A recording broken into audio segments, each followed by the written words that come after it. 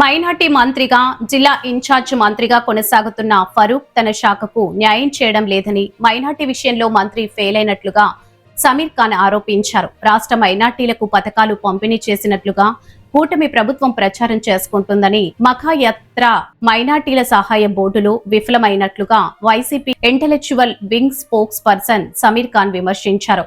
వక్ఫ్ బోర్డులో జీతాలిచ్చేందుకు నిధులు లేని చెబుతున్న ఆ బోర్డు రాష్ట్ర చైర్మన్ అబ్దుల్ అజీజ్ ఈనాడు పత్రికకు ఆ శాఖ తరపున 15 లక్షలు ప్రకటన ఇచ్చారని, ఆ డబ్బులు ఎక్కడి నుంచి తెచ్చారో సమాధానం చెప్పాలని ఖాన్ ప్రశ్నించారు. ఆంధ్ర రాష్ట్ర ప్రజలందరికీ నమస్కారం.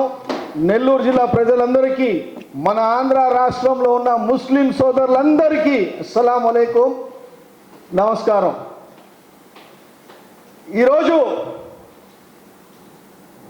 మన జిల్లా నుంచి ఉన్న 2 ప్రముఖులు, స్టేట్లో నుంచి ఉన్న కొంతమంది మైనారిటీ ఎవరైతే డబ్బాలు కొట్టుకుంటున్నారో, ఎవరైతే మేమే మా తెలుగుదేశం పార్టీకి ముస్లిం సోదరులకు పెద్దలు అని చెప్పుకుంటున్నారో, ఒకడైతే ఇంకా ఒకడు విజయవాడలో ఉంటాడు. ఆయన గడ్డం పెట్టుకొని టోపీ పెట్టుకొని మేకప్ బాగా చేసుకుని ఉంటాడు. ఆయన కూడా పేర్లతో పాటు చెప్తా, కానీ వీళ్ళందరి గురించి ఈరోజు మాట్లాడదలుచుకుంటుండా. ఎందుకంటే ముస్లిం సోదరులకి ఎంత వీళ్ళు తొంగులు తొక్కుతున్నారో, డూప్ మాటలు చెప్పి ఎంత వీళ్ళు మనకు వెన్నుపాటు పొడుస్తున్నారో ఇవన్నీ ఈరోజు చెప్తా నేను. Minority welfare department, minority finance corporation, Haj committee, minority Haj committee, Noor Basha corporation, minority welfare, minority commission, ముఖ్యంగా వక్ఫ్ బోర్డు 7 వస్తాయి. మా మైనారిటీకి సంబంధించింది మోస్ట్లీ 7 వస్తాయి. ఈ 7లో మొత్తం దానికి ఇన్ఛార్జు కర్తా క్రియాకర్మ failure minister LMD Farooq garu. ఆయనకి నేను ఫెయిలూర్ మినిస్టరే అని చెప్తా. ఫెయిలూర్ మినిస్టర్ 270 కోట్లు లాస్ట్ ఇయర్ది ఫండ్స్ వస్తే ఒక్కరికి కూడా లోన్ ఇని పరిస్థితి, ఒక్కరికి కూడా ముస్లిం సోదరులకి లోన్ ఇని పరిస్థితి. సంవత్సరం పైన అయింది ఆ ఫండ్స్ వచ్చి 270 కోట్లు. ఇప్పుడు దాకా దాని గురించి ఏది చెప్పలేదు. మరలా మన జిల్లాకి ఇన్ఛార్జ్ మినిస్టర్ ఆయన ఫరూక్ భాయ్, ఈయన ఏదైతే 7 మనకు సిస్టర్ కన్సర్న్స్ ఉన్నాయో, minority welfare, minority finance commission, Urdu academy, Haj committee, ఇవన్నీ ఏదైతే ఉన్నాయో అవన్నీ దాని మీద సమావేశాలు ఇప్పుడు దాకా పెట్టింది లేదు. ఆ సీఎం గారి దగ్గరకు పోతారు, ఒకటి మాట్లాడతారు, ఫోటోలు తీసుకుంటారు, వచ్చేస్తారు. ఇది ఈ ఫెయిలూర్ మినిస్టర్ గారి ఘనకార్యాలు. ఇప్పుడు ఇంకా నేను చెప్పదలుచుకుంటున్నా, 274 కోట్ల 2 కోట్లు వస్తే లాస్ట్ ఇయర్ బడ్జెట్లో ఒక్కరికైనా మీరు లోన్లు ఇచ్చారా అడుగుతుందా నేను. ఇప్పుడు దాకా ఇయ్యని పరిస్థితి. ఇంకా పోతే హజ్ కమిటీ, హజ్ నెల నడుస్తుంది, ఎంత ఇబ్బంది పడ్డారో హజ్ కమిటీ వాళ్ళు. హజ్ కమిటీ నుంచి పోయిన హాజీలు ఎంత ఇబ్బంది పడ్డారో నేను చెప్పడం కాదు, సోషల్ మీడియానే చెప్పింది. ఆంధ్ర రాష్ట్రం నుంచి హజ్ కమిటీ కూడా ఫెయిల్యూర్ అయింది. హజ్ కమిటీ వాళ్ళ నుంచి వెళ్ళిన వాళ్ళు సోదరులు, మా హాజీలు అందరూ ఎంత ఇబ్బంది, 1 వారం నుంచి 10 రోజులు ఎంత ఇబ్బంది పడ్డారో హజ్లో, మక్కాలో మీరందరూ చూసిందే. అంత ఇబ్బంది పడ్డారు వాళ్ళు. ఇబ్బంది పడి ఏ విధంగా వాళ్ళ దగ్గర డబ్బులు లేక, వాళ్ళ దగ్గర లగేజ్ లేక, ఎయిర్లైన్స్ లో కోఆర్డినేట్ లేక ఈ హజ్ కమిటీ కూడా ఫెయిల్యూర్. దానికి కారణం ఎన్ఎండి ఫరూక్ గారు. ఇంకా పోతే అది ఒకటి. రెండోది, విదేశీ విద్య ఎక్కడబ్బా?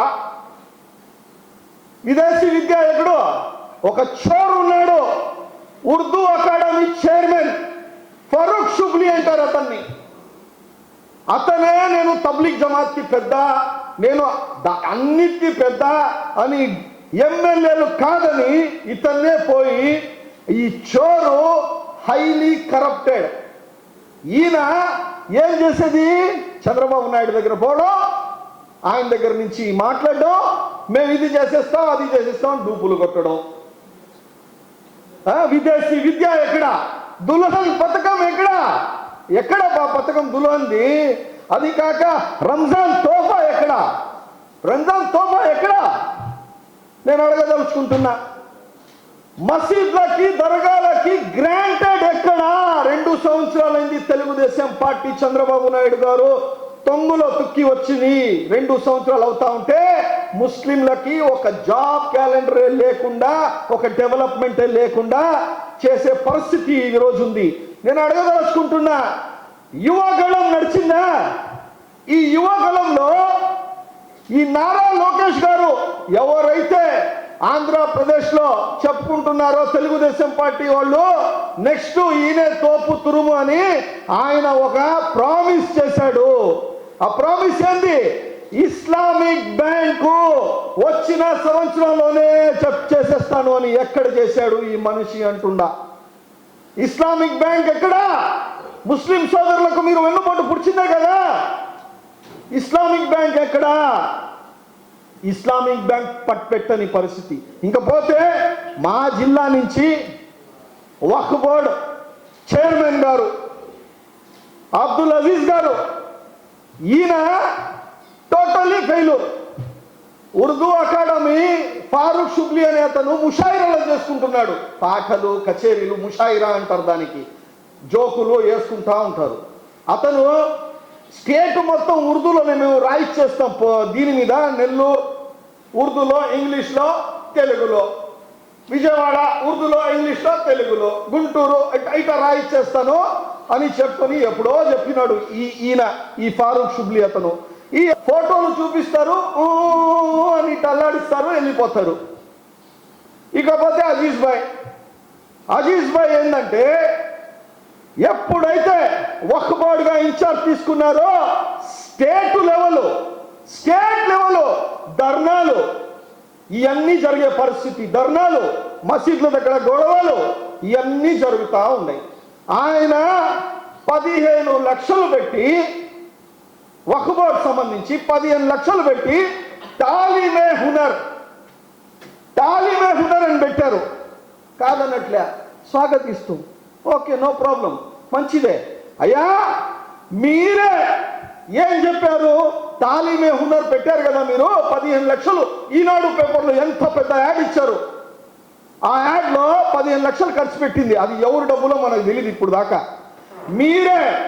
మీరే స్వయంగా ఏం చెప్పినారు? వక్ఫ్ బోర్డులకు జీతాలకు కూడా డబ్బులు లేదు అని చెప్పారా లేదా? చెప్పారు కదా, వక్ఫ్ బోర్డులకి జీతాలే లేదు అని చెప్పినారు. మన తాలీమే హునర్ అనేది మీరు తీసుకొని వచ్చినారు, మంచిదే అది. కానీ దానికి డబ్బులు ఎవరు ఇస్తారు? దానికి డబ్బులు ఎవరు? వక్ఫ్ బోర్డులో జీతాలకే డబ్బులు లేదు కదా, ఎట్లీస్ట్ తీసుకొని వచ్చి ఇస్తారు. తాలీమే హునర్ అనేది మీరు 10th క్లాస్లో ఎవరైతే మంచి ర్యాంకింగ్స్ వస్తారో వాళ్ళని సెలెక్ట్ చేసి అది ఎట్టా ఇన్స్టిట్యూట్సే తీసుకుంటారబ్బా. దీనికి సపరేట్ ఏమి డబ్బాలు కొట్టాల్సిన అవసరం లేదు కదా. Who will get the good marks in the 10th, automatically that college will invite to every students. Minority పేద పిల్లలకి 100%, ఒకళ్ళు కానీ 80-75% వస్తే 100% ఆ కాలేజెస్ ఇన్వైట్ చేస్తారు. వాళ్ళకు ఒక ఫండ్స్ ఉంటాయి, దానికి ఉంటుంది. దీనికి సపరేట్ మీరు 15 లక్షలు ఇచ్చి యాడ్ చేయాల్సిన అవసరం లేదు, మంచిదే అది. కానీ దానికి డబ్బులు ఎక్కడా? వక్ఫ్ బోర్డుకి డబ్బులు లేవు, ఎక్కడి నుంచి తెస్తారు? ఒక పిల్లోడికి, ఒక పాపకి 10th క్లాస్ చేసిన వాళ్ళకి మార్క్స్ వస్తే మీరు చెప్పిన విధంగా 2 లక్షల రూపాయలు కావాలి. ఆ 2 లక్షలు 150 లెక్కన పెడితే 5 కోట్ల రూపాయలు అవుతాయి. 5 కోట్ల రూపాయలు ఎక్కడి నుంచి తెస్తారు? మీరు దర్గాల మీద వచ్చే హుండీ డబ్బులు తీసుకోలేరు, మీరు మసీదుల దగ్గర వచ్చేది తీసుకోలేరు, వక్ఫ్ బోర్డు లెంగ్స్ తీసుకుని దీని మీద చేయలేరు. ఎక్కడి నుంచి? గవర్నమెంట్ ఏమైనా జీవో పాస్ చేసిందా?